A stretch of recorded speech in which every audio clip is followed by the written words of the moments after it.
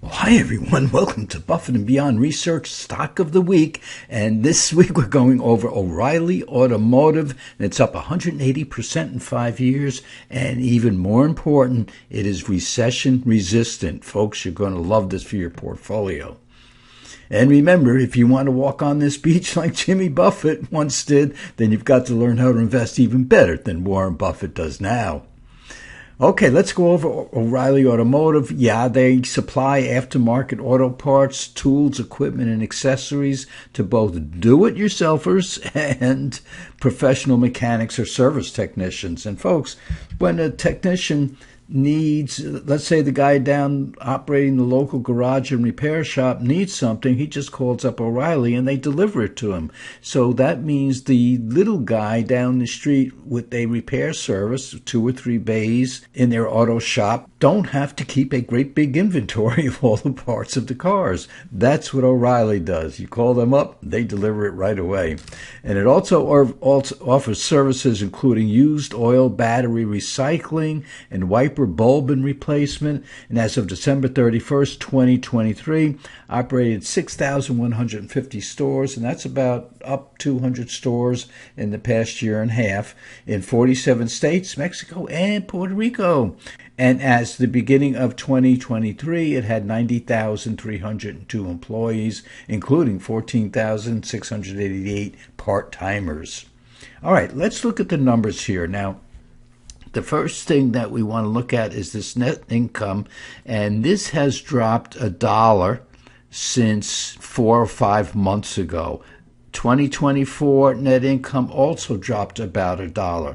But look at this net income has been rising all along, so that's good. Now we look at the clean surplus return on equity and see what the profit is that they've been making on the money that they've been making and putting back into the company. And we can see that it has been slightly dropping. It's been in the 20% range for almost more than 22 years that I recall that we've been going over this stock along with AutoZone, which we're also going to look at in a little bit. But we can see that it's starting to drop off. Now, the average stock in the S&P 500 has clean surplus return on equity of about 13.5%. So this stock is certainly above average. We just don't like that it's dropping down, but it has some other good attributes which we'll be looking at. Retention rate 100%. It means it's taking all the money it's making, putting it back into itself in order to grow. Now we can see for 2024, we can see that the net income growth dropped down and the revenue growth dropped down from its 5-year averages. But for 2025, for this year, it expects to double the net income growth and increase the revenue growth. And you want to increase that revenue growth because that's how you bring money down to the bottom line, which is your net income.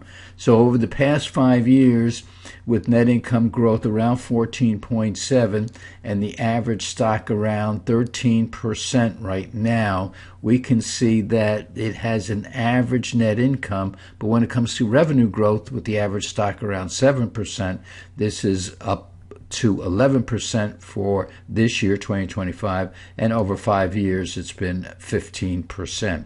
So these numbers are better than the average stock for the most part, and the clean surplus return on equity has actually decreased, but by a little bit, still way above the average stock.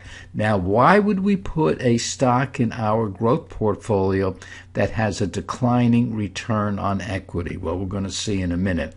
Now, let's run over here, years to pay debt, about 2 years. So that means, this is Buffett's rule of thumb, if you take all the money that a company is making and use it to pay off debt, how long will it take to do that, or how many years will it take to do that?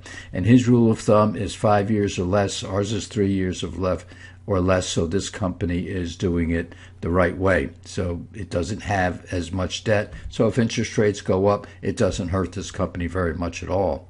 Now, let's go over the past 12 months. The black line is the S&P 500, and the yellow line is O'Reilly. And you can see that after all is said and done, it's almost keeping pace with the S&P 500. But remember, the S&P 500 in the past 12 months has returned more than double of its average return since forever.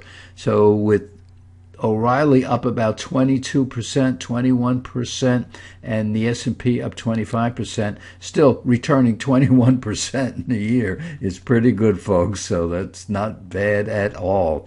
Let's go over the past 5 years. Well, black line's the S&P 500, and over 5 years we can see this stock has done very, very well, especially since 2002. Now, this is 2002, right in the center of our chart. And what's so special about 2022? And the answer is the S&P was down 19, which is the black line, down 19.6%. NASDAQ was down 34%. So 2022 was not a good year for the market.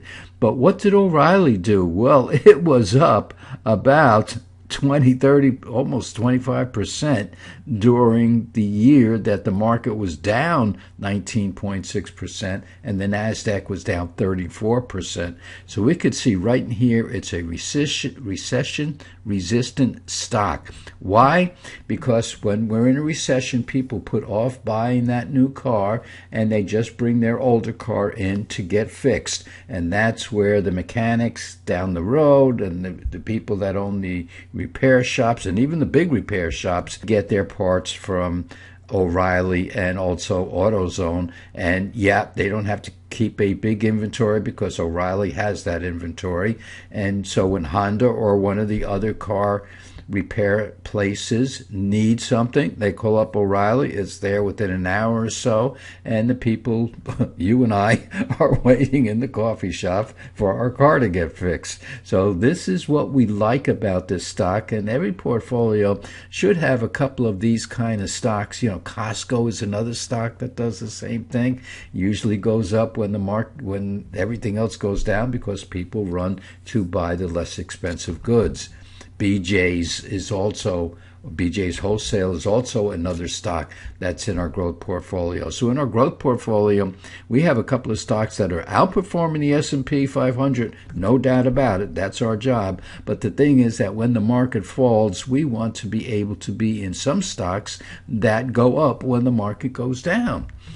And that helps cushion our portfolio, so people look at our growth portfolio and say, hey, I like this portfolio. It's not down as much as the market. And then when you look over a couple of years, you say, and outperforms the market in a big way, which we have done over the past 22 years.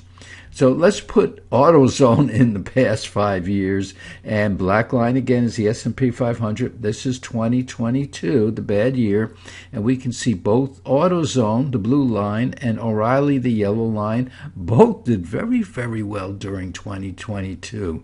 And folks, two recession-resistant stocks, and AutoZone and O'Reilly pretty much do the same thing. And over 5 years, yeah, they're about as equal as you can get. So either one of these stocks are good. We like both of them. They've done very well over the past couple of years, over the past 20-some years. We've had one of them, at least one of them, in our portfolio over since forever. So folks, yeah, O'Reilly is in our growth portfolio.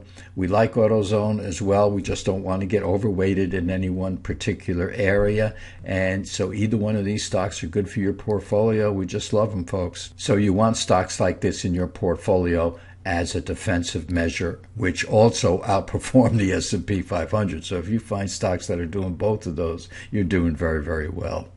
Well, folks, we've had a pretty decent week this week. We've had a good start to 2025 already, yeah.